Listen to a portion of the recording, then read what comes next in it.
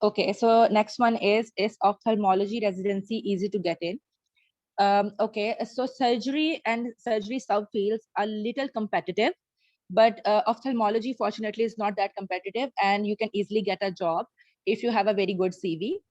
And if I would suggest that you have some experience in the NHS by doing some non-training jobs, and try to opt for some non-training jobs in which you are rotated in ophthalmology department. So it would be more easy if you have a background experience of it. So next question is it easy to get into training after PLAB 2? Yes, people do get into training directly after PLAB 2, but it is little difficult to get into training than a non-training job, because there are a lot of jobs in which their essential criteria is to have NHS experience for at least 6 months to 1 year. So it gets a little difficult sometimes, but it is not impossible. If you have a very good CV and if they think that you are competitive enough, you can go into training job directly from after doing the PLAB 2. Next question is how much time it takes to get a job after passing the exam. Okay, I have discussed this in the today's lecture as well. It varies from person to person, and it varies that how your CV is and how you're applying a job. You know what people do, they apply a job in certain area. They start applying a job in Leeds, for example, Leeds, Bradford, or Manchester. If you're applying all the cities in the UK, and if you're applying as much jobs as possible, it's highly likely that you will get a job in 3 to 4 months. And even I have seen people getting a job in their first month as well. But also after with this also, the CV holds a more very much importance. If you have a very good CV, you can get a job as quickly as in a first week.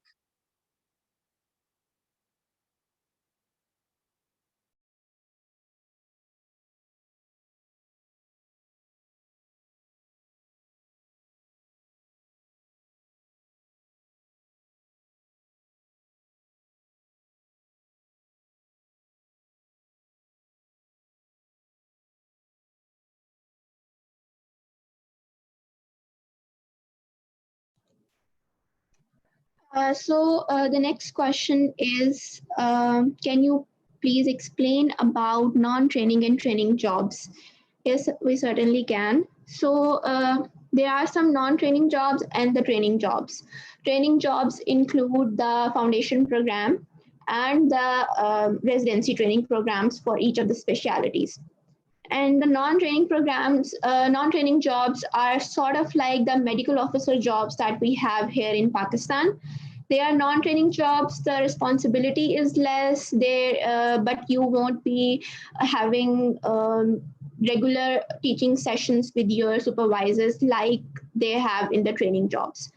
So the training jobs include if you are completing your foundation, if you're completing your internship year in your home country, for example, doing your house job from Pakistan, you have completed your foundation year equivalent training.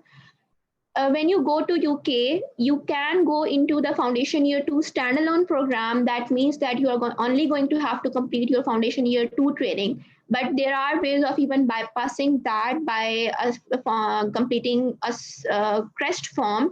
It's a Foundation Year competency form that you have all the competencies required for a person to have when they have completed their Foundation Year 2 program. You can get that signed when you are in a non-training job from your consultant. When you have that sign, you can go into the specialty, the residency program that involves core training and then the specialty training. I hope that clears your question.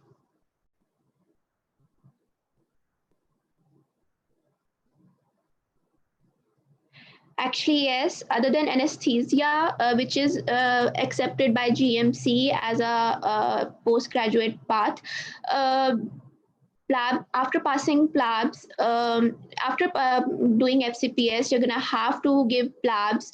If you have not given any other specialty exam, for example, during FCPS, if you have given the MRCP exams and you have given the basis of that MRCP as well, you can go and get yourself registered by the GMC without giving PLABs. But if you have not given any other UK exam, you're going to have to give PLAB 1 and PLAB 2 to get yourself registered in the UK.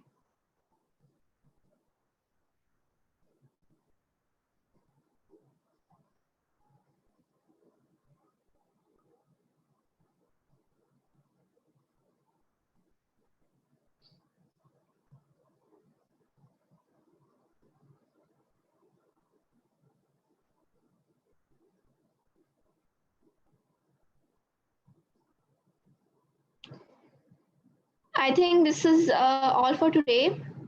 If you guys have any further questions, please do ask us. Please comment on the post or the questions that we are asking you in the Facebook group, because that is going to help us know what kind of knowledge you guys need from us. Well, even if we do not have the knowledge you are asking for, we can certainly help you look for the resources that can give you that knowledge. Yes, someone has asked that MRCS and MRCP are equivalent. They are equivalent. MRCS is for the surgery and MRCP is for the medicine. It's called Membership of Royal College of Surgeons and Membership of Royal College of Physicians. Kindly please fill out the survey form so that we know how much we can improve on our next session. Thank you all.